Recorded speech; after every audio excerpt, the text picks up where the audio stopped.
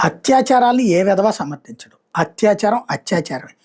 అయితే అత్యాచారం అనే దాన్ని వ్యక్తిగత సంఘటనగా చూడాలి తప్పించి, దాన్ని సామాజిక సమస్యగా తయారు చేసేసి ఢిల్లీలో రేప్ జరిగితే ఢిల్లీ రేప్స్ క్యాపిటల్ అని రాసినటువంటి దరిద్రుడు బీబీసీ వాడు. ఇవాళ అదే బీబీసీ వాడు లండన్‌లో గంటకొక అత్యాచారం జరుగుతుందని వార్త ఇచ్చాడు. గంటకొక అత్యాచారం జరుగుతుందని. ఈ బీబీసీ అంటే ఏంటి, బ్రిటిష్ బ్రాడ్కాస్టింగ్ కార్పొరేషన్ అంటే వీళ్ళ అబ్బనగరమే అనమాట అది.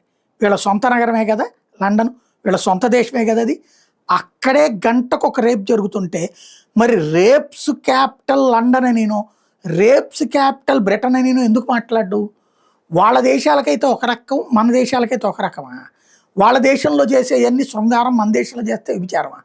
రేపు ఇక్కడ చేసినా అక్కడ చేసినా కఠినంగా శిక్షించాలని కోరుకుందాం.